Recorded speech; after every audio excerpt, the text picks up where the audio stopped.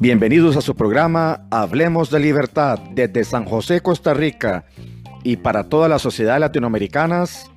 Compartimos el mensaje de la libertad y el liberalismo clásico. Hoy es el sábado 19 de enero del año 2019. Estamos transmitiendo desde San José, Costa Rica. Este programa es patrocinado por el Frente Liberal Clásico. El nombre de este episodio es ¿qué es la libertad y en qué consiste el liberalismo clásico? Vamos a tener la participación de 4 compañeros, Erebo, su anfitrión, y tenemos a Adam, Annalise y Hermes, que a continuación se van a presentar. Bueno, mucho gusto, mi nombre es Hermes, tengo algunos años en esto del liberalismo, soy un joven de menos de 35 años y bueno, va a ser un placer acompañarlos en los episodios que pueda estar. Hoy vamos a estar hablando de fundamentos básicos del liberalismo. Gracias. Hola, bueno, yo soy Annalise y llegué al liberalismo como muchas personas que inician con esa preocupación de tener esa conciencia social y buscar alguna solución para la pobreza, la injusticia, etcétera. Y básicamente es hacer un ejercicio de observación de la realidad y comparar países, y uno se da cuenta cuáles son los que viven mejor y cuáles son los que no, ¿verdad? Entonces me decanté por la opción del liberalismo, no solamente porque es mejor económicamente, sino porque es moralmente superior, básicamente por eso. Bueno, muy buenos días, mi nombre es Adam. También tengo como 2 años en esto del liberalismo y bueno, creo que es importante, como dicen los compañeros, para la conciencia social y estas situaciones. Y yo, más que todo, porque en mi país, pues, han habido otras cosas y nunca han funcionado, como la socialdemocracia y el socialismo, así es que creo que la opción, por mucho y por toda la prueba empírica que hay, es el liberalismo. Así que aquí los estamos acompañando y vamos a hablar de lo que es básicamente la libertad y el liberalismo clásico. Bueno, regresamos al programa. Vamos a iniciar con lo que es la libertad, su significado, sus diferentes características, y va a estar a cargo de los compañeros Adam, Annalise y Hermes. Bueno, yo creo que sería interesante, primero, creo que podemos hacer un ejercicio de que Hermes y Annalise, siendo yo alguien que no conoce de libertad y que estoy, eh, y que quiero saber de lo que significa libertad desde el punto de vista del liberalismo clásico, ¿qué me dirían que es libertad a mí? Ok, bueno, a mí me gustaría participar aquí y hablar un poco sobre el concepto de libertad, porque el concepto de libertad se ha escuchado siempre, siempre, siempre, desde la Revolución Francesa hasta los bolcheviques lo han utilizado, lo utilizado el concepto. Sin embargo, no de la manera correcta, se ha atropellado y se ha corrompido muchísimo, y por eso es que ahora la gente habla de libertad y no se entiende bien qué es, no se entiende la idea, ¿verdad? Ha sido el menos tolerado. Y uno se pregunta, ¿por qué? ¿Por qué este concepto ha sido tan atropellado? Y bueno, yo creo que la respuesta es porque la libertad siempre implica diferencias. Y esas diferencias resultan chocantes cuando discrepan con las creencias y con los fines míos o de las demás personas, ¿verdad? A veces queremos homogenizar y los seres humanos somos diferentes. Por tanto, yo creo que es categórico entender que la libertad implica que la voluntad del individuo no se vea coaccionada por la acción impositiva de terceros. ¿Qué quiere decir esto? Que un mundo libre, que es el que nosotros promovemos, es imprescindible, como dice mi ley, el respeto irrestricto al proyecto de vida del otro. Eso sí, siempre y cuando este proyecto no atente contra los 3 derechos básicos. ¿Cuáles son esos 3 derechos básicos? La vida, la libertad, la propiedad privada. Derechos que son inherentes a la naturaleza humana. No hubo que quitárselos a nadie para que yo los tuviese. Yo nací con ellos, por tanto son legítimos. Cuando yo pido un derecho que implica quitarle algo a otro, para que yo lo tenga, ahí se cuestiona la legitimidad de ese derecho. Básicamente, ese es un punto importante del concepto de libertad. Claro, y bueno, como nos mencionaba digamos, el compañero, Ereo al principio, y también lo que fue Adam, el concepto de libertad es algo como muy inherente al ser humano, pero tal Claro. vez a veces se ha logrado, o sea, digamos, a través de medios políticos, meterle concepciones que no traía, ¿verdad? Entonces, para darle un balance histórico, en los sumerios, que fueron el primer pueblo donde se descubrió la escritura, ¿verdad? Ya como patrones de escritura modernos, tenían una palabra para eso. De hecho, es uno de los símbolos que se usa muy normalmente en temas liberales, que es el amagui. Entonces, es una palabra sumeria y básicamente se expresa como la manumisión de los esclavos, o traducido literalmente como el retorno a la madre. Entonces, es un retorno de la liberación de esclavos hacia sus madres, ¿verdad? Y es históricamente aceptado como la primera vez que se concibe y se escribe la palabra libertad. Y eso aproximadamente alrededor de 2300 años antes de Cristo, ¿verdad? Entonces, como vemos, es algo que siempre ha existido, es algo como natural del ser humano concebirse o no como esclavo, ¿verdad? Y en mayor o menor método, dependiendo de los regímenes políticos, la esclavitud puede venir de muchos medios, ya sea algo como la cárcel por oposición política, hasta métodos más, digamos, sutiles como los impuestos hasta un punto donde ya la persona se siente prácticamente aniquilado a cualquier posibilidad de emprender, ¿verdad? Entonces, por eso es de que los movimientos liberales a través de la historia han surgido como movimientos de oposición a regímenes políticos, inclusive en la Francia, digamos, pre-Bastiat, cuando los liberales eran, digamos, eran llamados como la izquierda en el Parlamento, por la posición que ocupaban en el Parlamento, estaban en contra del status quo, ¿verdad? Y es eso, mucho del status quo está entendiéndolo como los grupos que solo desean mantenerse en el poder para quitarles a otros su libertad. Entonces, no sé, en este caso, Adam, si más o menos es algo explicativo o algo básico, ¿verdad? Por ejemplo, si alguien nos hiciera la pregunta que no ha escuchado hablar de eso y desea una introducción básica, el liberalismo es una tradición, por así decirlo, con bases milenarias y que lleva ya varios siglos construyéndose, ¿verdad? Un movimiento en construcción y que hoy en día lo reconocemos como también aquellos grupos que de mayor o menor medida buscan devolverle poder al ciudadano por sobre el Estado, ¿verdad? Entiendo. Y bueno, y entonces alguien podría preguntar, y dentro de, ya digamos, sabiendo de dónde viene la libertad y un poco lo básico, este, ¿qué implicaría decir o tener más libertad?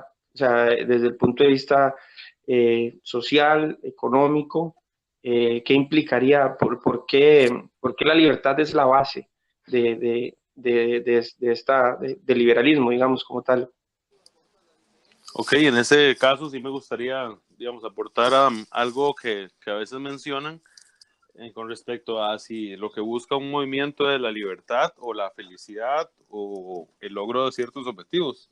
Y viene a propósito de cuando la gente menciona, digamos, en un lugar donde te dan comida, te dan techo, tenés un rato para hacer ejercicios y estás junto a otros, pero no tenés libertad, digamos, si estoy hablando en este caso de la cárcel. Entonces ahí tenés todo lo que se puede decir que cumple con ciertos de los principios básicos de las necesidades como los planteaba inclusive Maslow, y tenemos ya esas necesidades fisiológicas, podemos ir al baño, bañarnos, podemos comer y todo. Sin embargo, se nos quita a cambio todo eso, por así decirlo, algo muy importante como es la libertad, ¿verdad? Y no solo el tema de la libertad de tránsito, sino muchas libertades asociadas al tema de tener que pedir permiso para prácticamente todo. Entonces, la libertad, como podemos ver, es algo que a veces es intangible de cierta forma, pero bueno, le permite al ser humano desarrollar su potencial, ¿verdad? Es básicamente la capacidad de desarrollarse sin la intromisión de otros, siempre y cuando uno no busque hacerle el mal a otros o intervenir en la vida de los demás, porque yo supongo que los que nos escuchen comprenderán que esta famosa frase, que mi libertad llega hasta donde la empieza la del otro, viene por esa parte de no hacerle daño a los demás, digamos. No es como que yo soy libre de matar a todas las personas que me encuentro en la calle y debería aún así seguir siendo libre, ¿verdad? Ese no es el propósito. Claro, y en este último punto me parece a mí muy interesante porque esto lleva a otro principio importantísimo de la libertad y es la responsabilidad. No puede haber libertad sin responsabilidad, ¿verdad? Esto lo tenemos que entender. En un mundo libre, que es el que nosotros proponemos, yo tengo toda la libertad si quiero para no trabajar. Nadie puede exigirme que yo trabaje. Ahora, si yo por no trabajar y no proveerme los recursos que necesito para sobrevivir quedo en la calle, no puedo luego justificar mi situación para usurpar la propiedad privada de otros, ¿verdad? No puedo robarle los bienes a otros. Y yo creo que este es el punto que más temor genera, puesto que las personas le tienen tanto miedo a la responsabilidad que prefieren a papá Estado que les dé todo, pero que al final les termina quitando todo, que es lo que ha pasado a lo largo de la historia, ¿verdad? Eh, eh, Muchas personas ponen la palabra libertad en su boca, pero al final terminan tergiversándolo tanto que eso lo que es una esclavitud solapada. Claro, y algo que, como menciona en este caso Annalise, ese tema de ya la intromisión del Estado, ya sea por medios políticos en los que yo acepto de que el gobierno, digamos, la figura esta paternalista del gobierno, me dé pensión, me dé salud, me dé un montón de cosas que ya sabemos hoy en día, ¿verdad? Porque también eso es importante entenderlo. A veces esa ignorancia, digamos, puede ser de cierta forma entendible hace 2 siglos o 3 siglos, Claro. pero ya hoy sabemos por medios tecnológicos que se puede dar salud privada a menor costo, que se pueden construir calles a menor costo, que se puede inclusive hasta proveer seguridad privada a menor costo. Entonces, ese tipo de cosas que antes se le daban como funciones naturales de un gobierno, ya hoy en día están muy en cuestionamiento hasta por el temas tecnológicos. Inclusive hasta el tema de la transmisión del conocimiento, ¿verdad? Como cuando ya hablamos de las escuelas y los colegios. Hay muchos ejemplos en países del tercer mundo, para que no crean que es que el liberalismo es algo de ricos. En países del tercer mundo donde la educación privada por, digamos, ONGs o inclusive fondos de capital privados, sale más barata y le da más a los individuos pobres que la misma educación que está dando el Estado, ¿verdad? A través de sus ministerios. Entonces, ese tema de entregar yo mi libertad a cambio de ciertas bagatelas, digamos, es algo que sigue ocurriendo, pero yo creo, ¿verdad? Y ese es el propósito de este programa, al fin y al cabo, creo que es por un tema de ignorancia, digamos, y no está mal, todos en algún momento tenemos cierta ignorancia y la seguiremos teniendo, pero el tema es que cuando somos presentados con los datos y con los números de tratar de ponernos a cuestionarnos si de verdad es mejor que algo lo haga el Estado o no, ¿verdad? O si es mejor entregar mi libertad a cambio de ciertas cosas.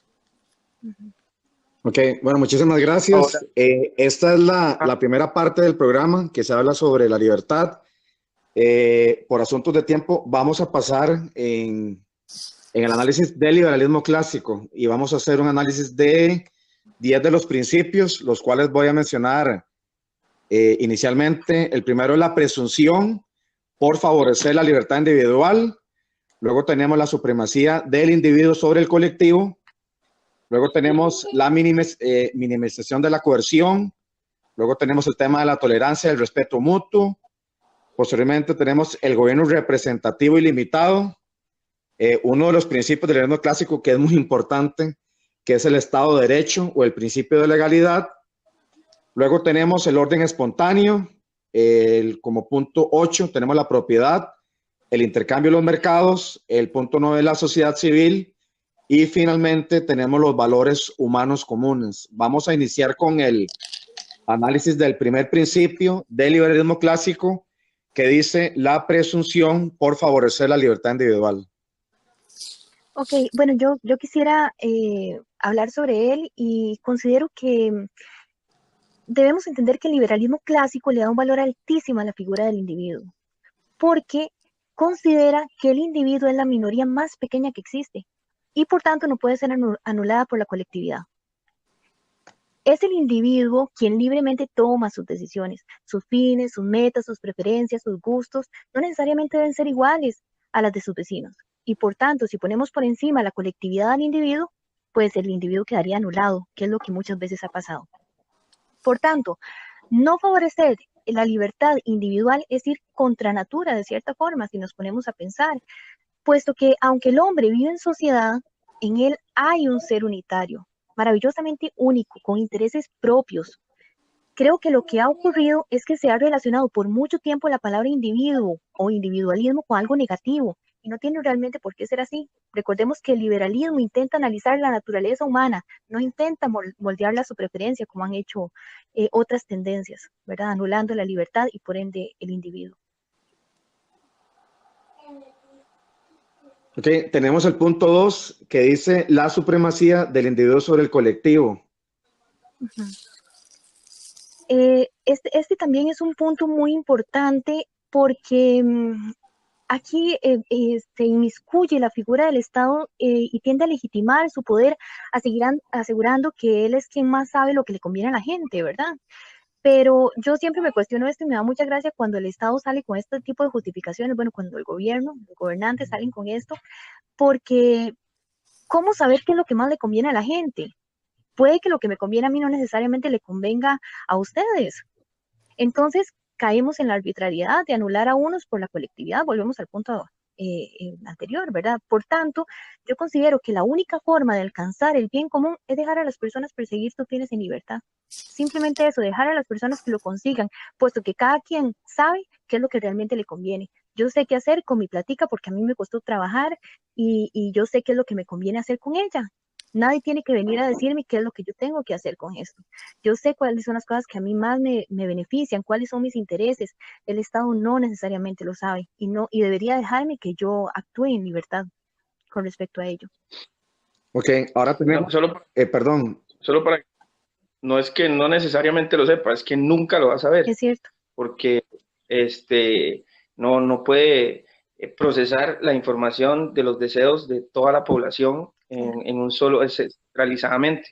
Por eso es que es importante lo que decís, o sea, son nuestros deseos, nuestros gustos, y somos nosotros que definimos qué hacemos y qué no hacemos. Y volvemos a lo anterior que hablábamos de la responsabilidad, tomando esas decisiones responsables de las consecuencias que tengamos en elegir en libertad. Claro. Ok, ahora vamos a continuar con el punto número 3, que dice reducir la coerción del Estado sobre las personas. Ese es muy interesante. Para los liberales clásicos, las interacciones sociales están mediadas por dos sentimientos naturales que mencionaba ya Adam Smith. El interés propio es el primero y el segundo es la empatía. Y es que es tan simple porque, miren, si yo vendo algo, quiero que esa persona me siga comprando naturalmente, ¿verdad? Y por tanto voy a venderle a un buen precio, buena calidad, es decir, un buen producto. Pero si yo le vendo un mal producto, pues simplemente esa persona va a dejar de comprarme. Lo mismo en un acuerdo o en cosas de la vida. Si yo falto a mi palabra, soy mentiroso, pues entonces voy a perder credibilidad. La gente no querrá relacionarse conmigo. Como ven, no se está apelando al superhombre que debe desarrollar unos superpoderes libres de todo mal para vivir en sociedad. Se está apelando al interés propio que habita en cada uno de nosotros de manera natural. De igual forma con la empatía. En la medida que cuido mis relaciones por mi interés propio, actúo con empatía por el bienestar de los demás también. Entonces aquí se cae el argumento que utilizan muchos para decir que el liberalismo solo beneficia a una clase, por el contrario, y ni está a favor de nadie. Lo que promueve es la igualdad ante la ley, que es la única igualdad legítima, ¿verdad? Entonces, básicamente sería eso lo que yo puedo decir sobre este punto. Ok, ahora continuamos con el punto número 4, que habla de dos valores muy importantes y que, bueno, en la actualidad tenemos bastantes problemas de intolerancia, como son el respeto mutuo y la tolerancia.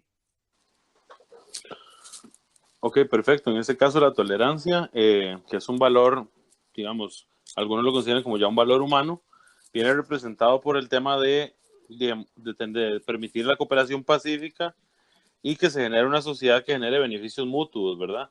En este caso, hay todo un tema de cuando se dice sí que hay que tolerar a los intolerantes, y hay dos posturas, ¿verdad? Inclusive dentro del mismo liberalismo, de tolerar a las personas siempre y cuando no generen ningún tipo de daño material, o sea, que lleven a la acción su intolerancia, y los demás, bueno, otro grupo que tal vez se acerca más a las tendencias totalitarias, que es relativo a no tolerar, digamos, los discursos de odio y todo este tipo de censuras a lo que las personas piensan, ¿verdad?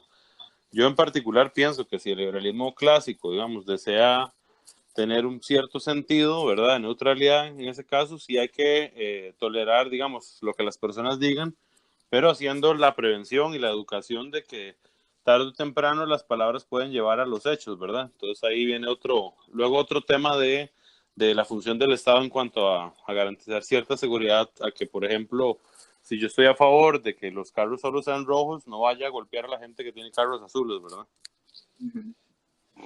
Ok, ahora tenemos el siguiente punto, dice gobierno representativo ilimitado.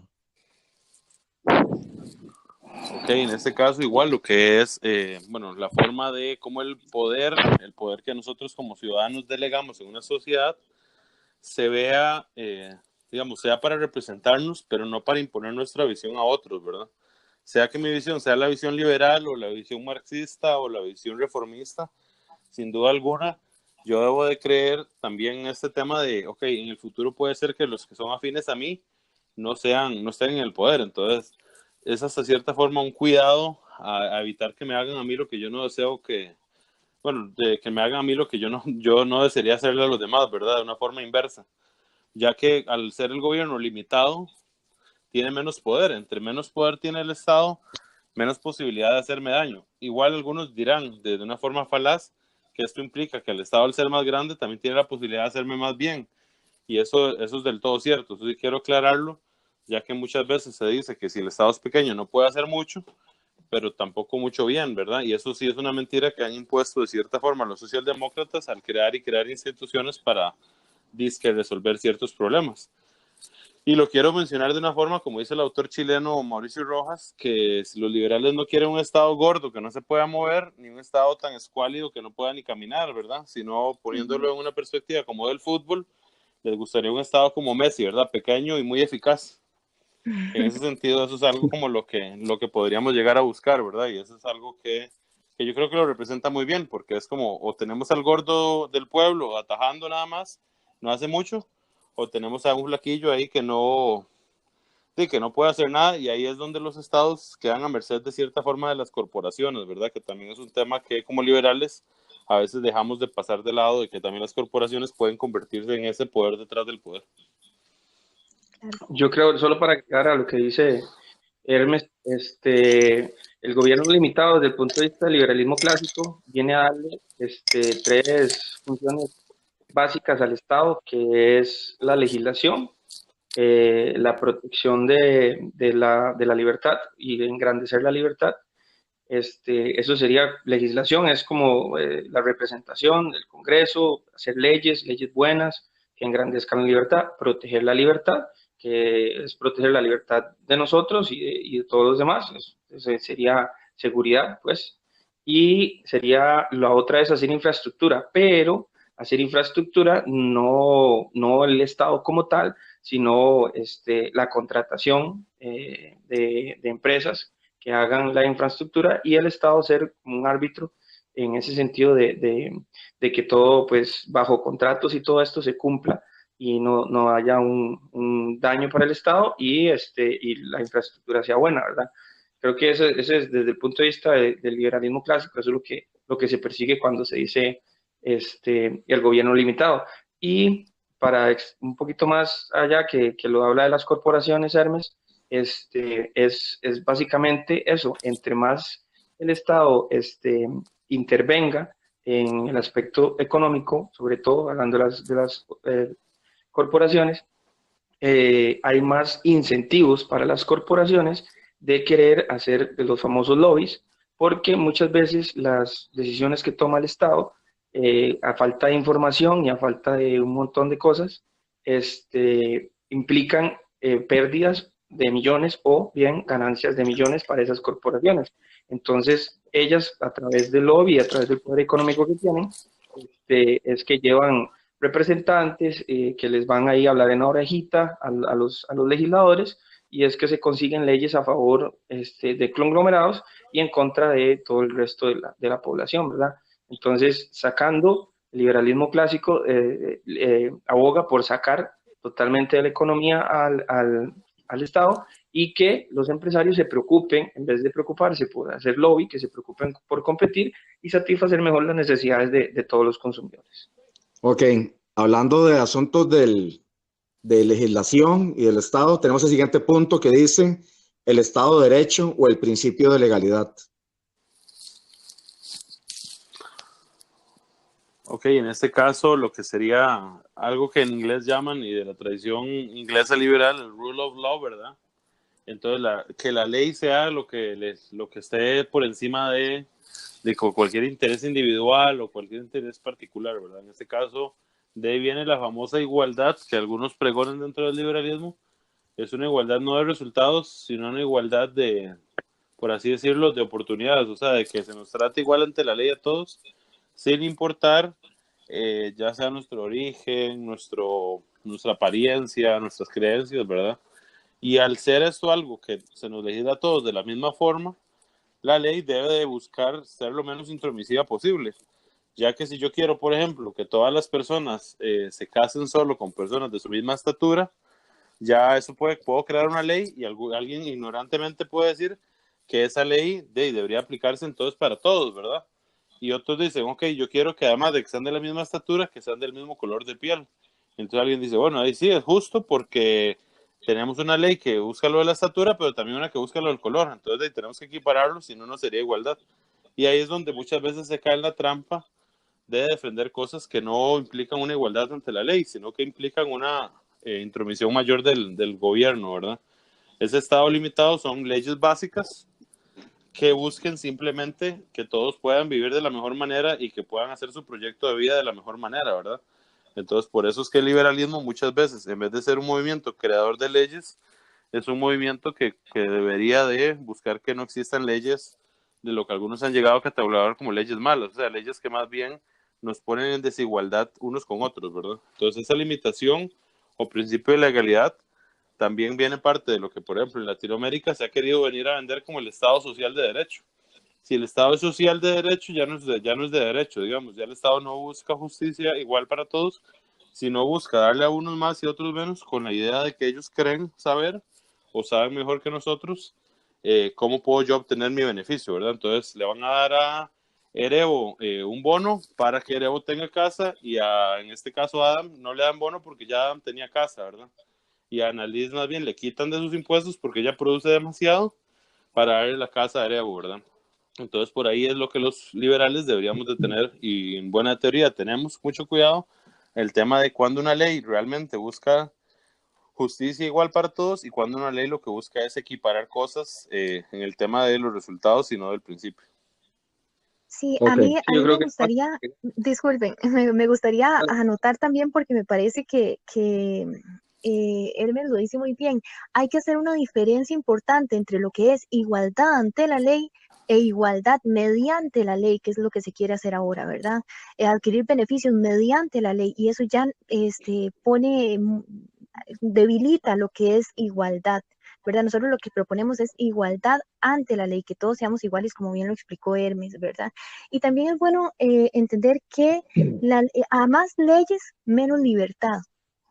Tener una constitución plagada de leyes no garantiza ninguna más libertad.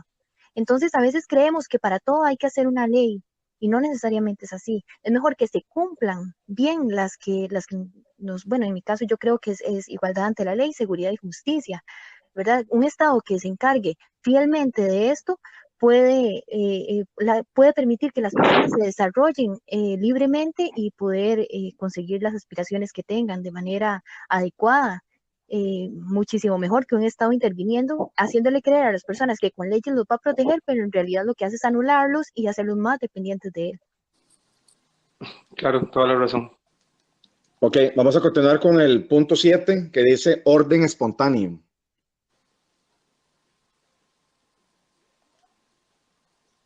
Bueno, eso tiene que ver mucho con desde el punto de vista económico, este, de la famosa mano invisible de Adam Smith, ¿verdad?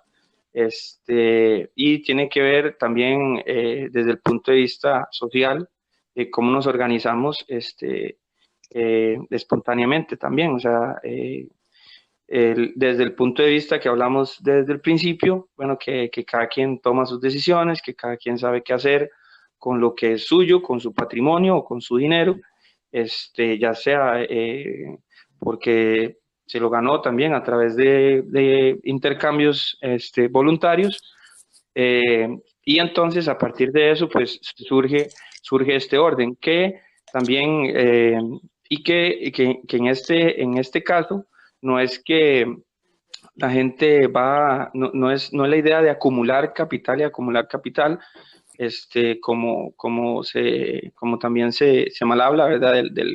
Del capitalismo, sino es por mi propio interés, por yo querer estar mejor, yo desde mi intelecto o mis ideas fabrico o hago algún servicio que le sirve a alguien, no solo a esa persona, sino a varias, muchas, y entre mejor lo haga, pues ellas se benefician y yo me beneficio. Y a partir de ese beneficio que yo les doy a otras, ellas otras pueden beneficiar a otras personas y así se crea ese orden espontáneo del que se habla y no de la coerción de que solo podemos comprar ciertas cosas o solo entra cierto producto a un país o socialmente también, solo podemos ser de cierta forma o solo podemos hablar de otra forma o tenemos que ver correcto cosas que para nosotros no necesariamente sean correctas. Creo que el principio del orden espontáneo va por ahí. Ok, ahora tenemos el principio 8, que habla de propiedad, intercambio y mercados, y que tiene mucha relación con los principios de riqueza y de la propiedad privada.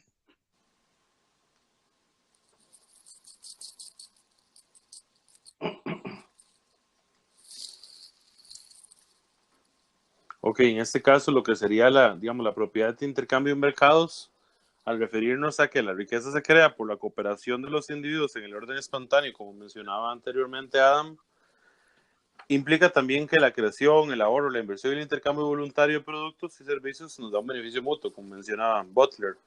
Entonces, este principio, digamos, engloba de cierta forma algunos de los que hemos visto anteriormente, ya que uno no puede iniciar un negocio y tener cierta certeza de los resultados, no van a llegar a robarme el producto y luego no tener cómo defenderme, si no hay un Estado de Derecho, ¿verdad? En ese caso, por eso es que el Estado de Derecho también es básico para el intercambio mutuo.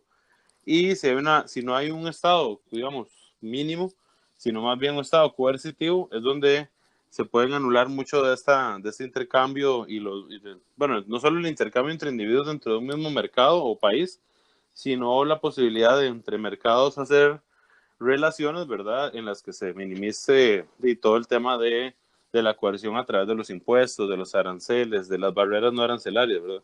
Un ejemplo que vemos en Costa Rica, que pasa en muchos países, es el actual tema del aguacate, por ejemplo. El Estado se inventa una barrera no arancelaria diciendo de que existe el riesgo de tal enfermedad a las cosechas y las personas ya no pueden simplemente comprar ese bien porque ya no está en el mercado, entonces se elimina del todo, ¿verdad? O, por ejemplo, yo deseo exportar X producto a China, pero China no tiene en su tratado con Costa Rica que ese producto pueda entrar, ¿verdad? Entonces ya no puedo exportarlo.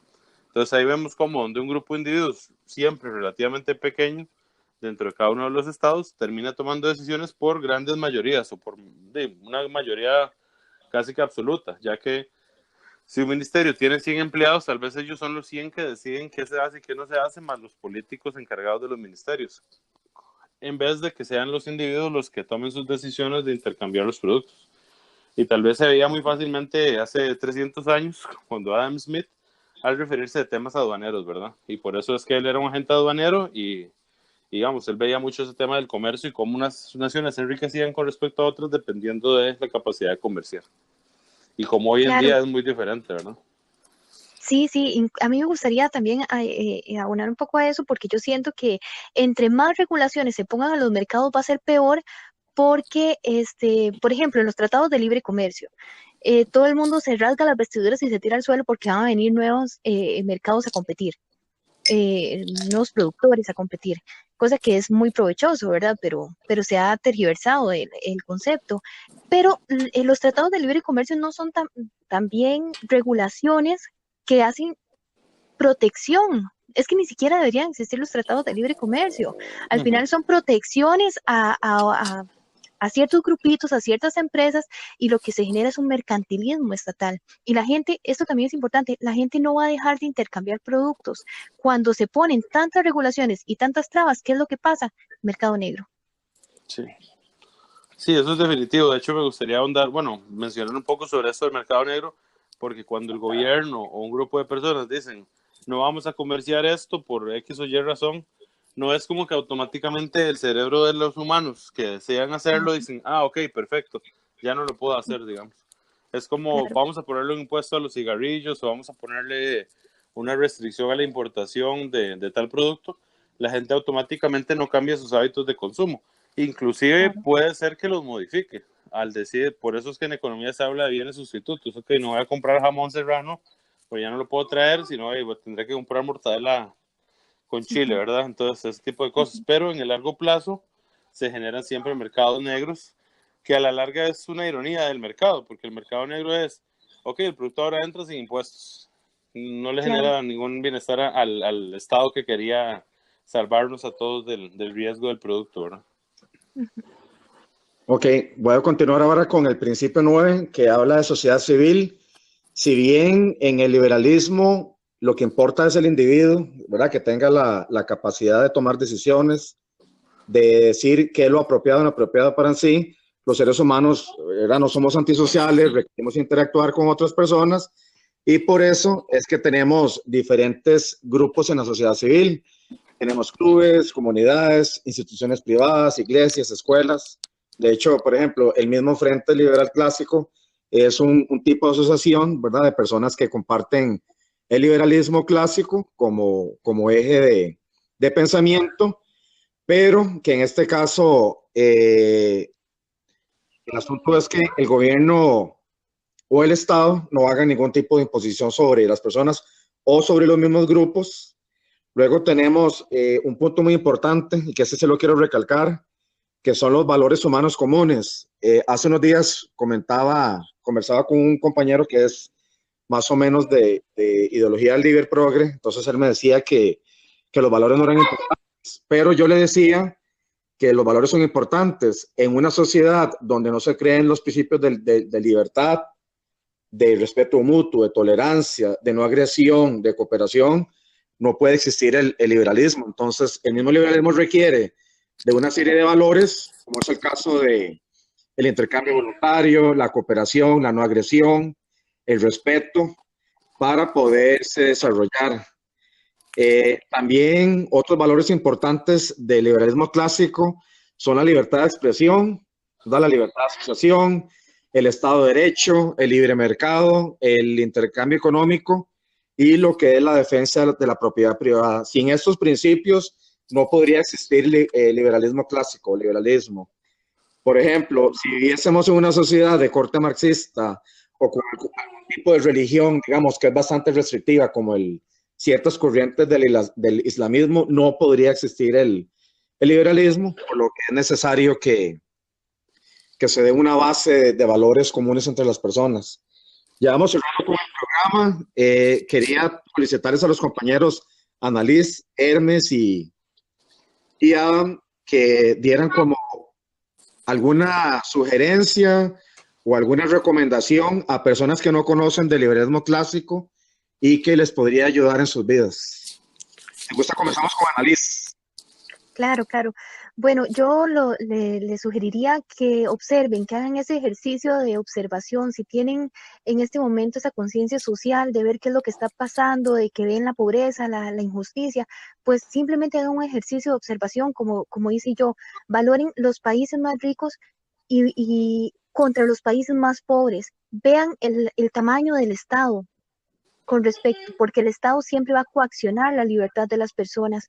Los países más ricos, por lo general, tienen una libertad muchísimo más amplia para que el individuo se desarrolle plenamente.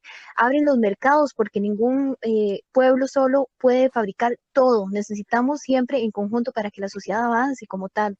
Entonces, simplemente que hagan ese ejercicio de observación y se cuestionen si las recetas estatales, tanto socialdemócratas como de izquierda, fuesen tan exitosas como dicen ser, porque es que los cubanos se tiran desesperadamente al mar intentando llegar a los Estados Unidos. ¿Por qué en la URSS tuvieron que hacer un muro de 3 metros para que la gente no se escapara? Si fuera tan exitoso en este momento, todos estaríamos en la frontera de Venezuela pidiendo entrar a gritos.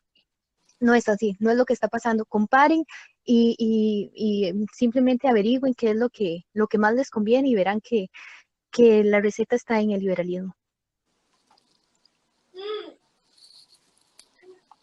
Perfecto, nos, sí.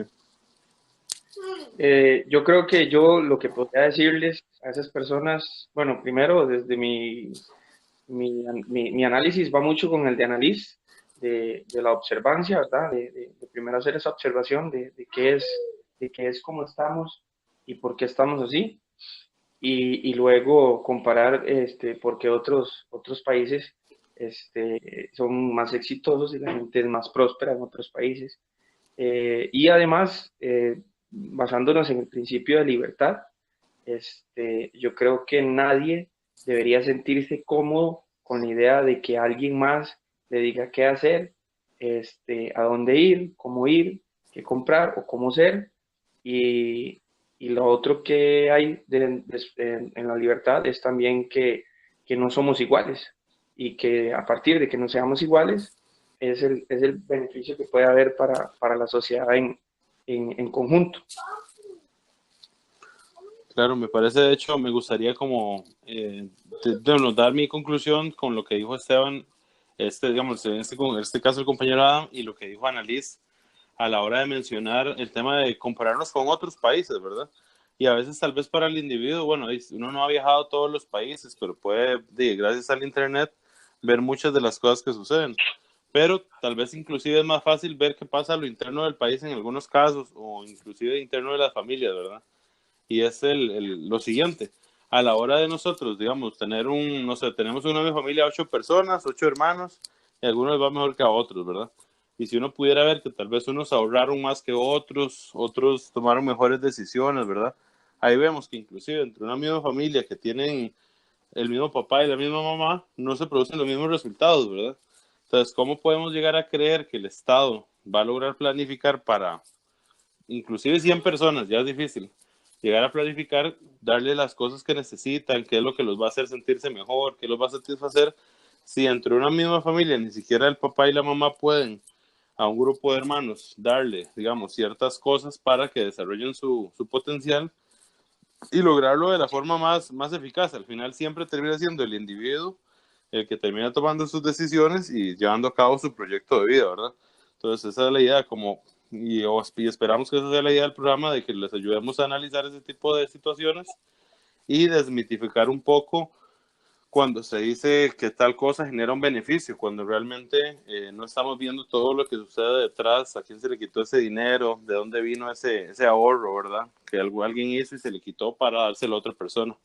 De mi parte, darles también gracias por estarnos escuchando. Okay. Bueno, sí, gracias.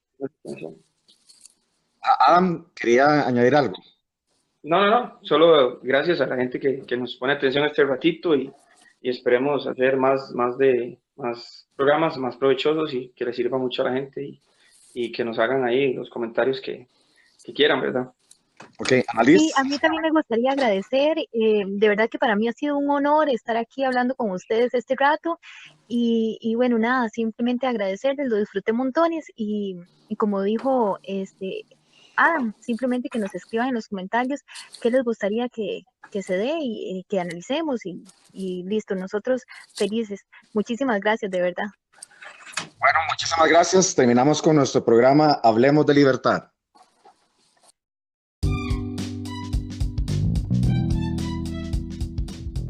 Muchísimas gracias por la sintonía a este primer episodio de Hablemos de Libertad. Muy pronto regresaremos con más programas y más libertad. Y recuerden, este programa fue patrocinado por Frente Liberal Clásico.